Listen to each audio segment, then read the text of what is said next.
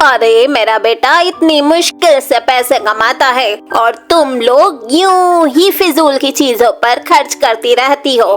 पर ये सब तेरी फिजूल खर्ची की वजह से ही हुआ, वरना मैं अपने बेटे की कम कमाई में भी बहुत खुश थी। एक गांव में नेहा अपने पति विनय और सास संगीता के साथ रहा करती थी। विनय और नेहा की 2 जुड़वा बेटियां थी जिनका नाम परी और पलक था। विनय गांव में ही मेहनत मजदूरी का काम किया करता था, जिससे उनका घर चलता था।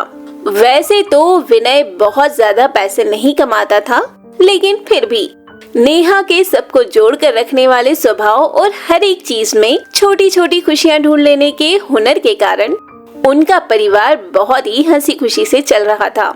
मम्मी, वो हमारी टीचर ने पिकनिक पर जाने के लिए 200 रुपए मंगाए हैं। ठीक है बेटा, अभी देती हूँ। अरे मेरा बेटा इतनी मुश्किल से पैसे कमाता है और तुम लोग यूं ही फिजूल की चीजों पर खर्च करती रहती हो। परी पलक, कान खोल कर सुन लो, तुम्हें इस फिजूल खर्ची के लिए एक भी पैसे नहीं मिलेंगे, समझ गई ना? वैसे तो नेहा खुद भी बहुत पढ़ी लिखी नहीं थी और ना ही स्कूल के पिकनिक वगैरह के बारे में अच्छे से जानती थी, लेकिन एक बात जो नेहा बहुत अच्छे से जानती थी और वो ये थी कि उसे पता था कि अपने बच्चों को कैसे खुश रखा जाता है। इसीलिए वो बिना अपनी सास को बताए अपने बचाए हुए कुछ पैसे परी पलक को पिकनिक पर जाने के लिए दे देती है।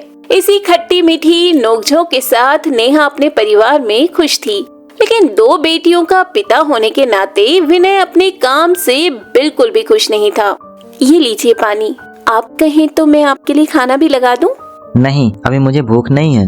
किताबों के 4 अक्षर ना समझ पाने वाली नेहा अपने पति की रूखी आवाज और उसके अंदर पनप रही तमाम टेंशनों को एक बार में ही समझ जाती है। क्या हुआ जी, आप इतने परेशान क्यों हैं? बोलिए ना।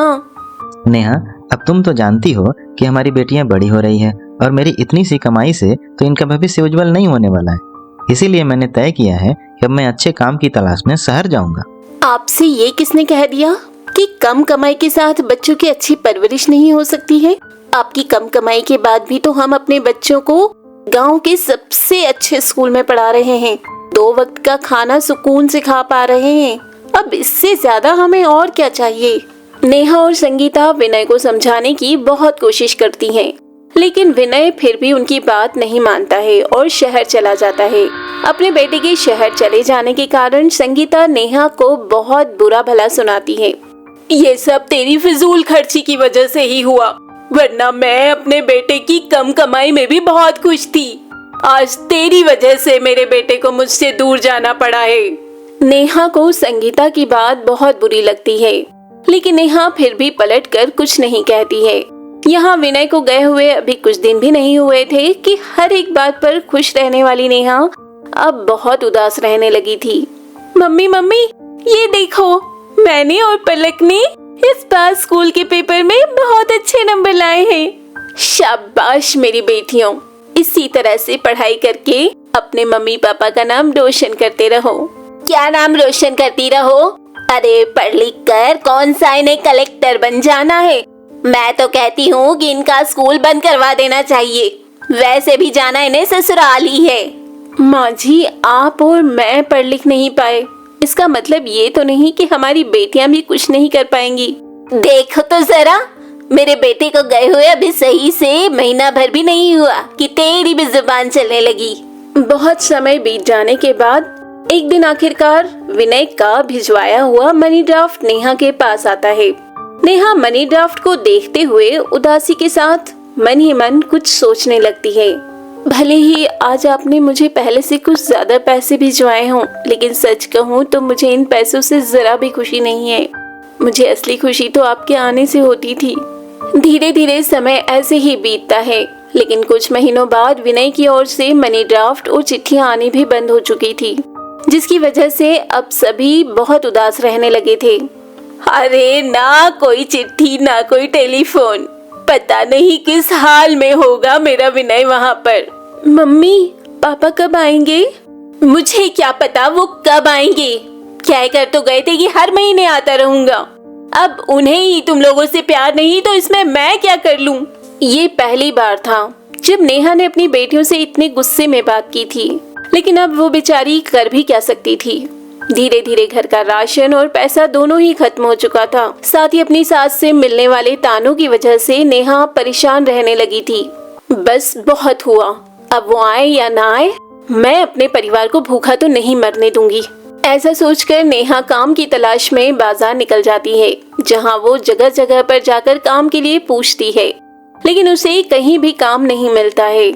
अब मैं क्या करूं? मुझे कुछ ना कुछ तो करना ही है, लेकिन क्या?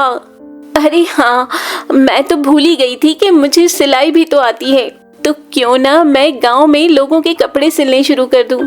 और नेहा ऐसा ही करती है। वो सबसे पहले गांव में लोगों के घर घर जाकर उनसे कपड़े सिलवाने के लिए कहती है, और कई लोग नेहा से कपड़े सिलवाने के लिए मान जाते हैं। और धीरे धीरे नेहा के पास भी कुछ पैसे आने लगते हैं।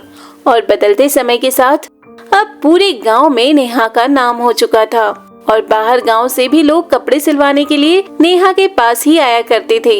एक दिन गांव की ही कुछ लड़कियां नेहा के पास आती हैं और कहती हैं, दीदी, हम भी आपकी तरह सिलाई सीखना चाहते हैं, तो क्या आप हम लोगों को सिलाई सिखा सकती हैं? हम इसके लिए आपको पैसे भी देने के लिए तैयार हैं।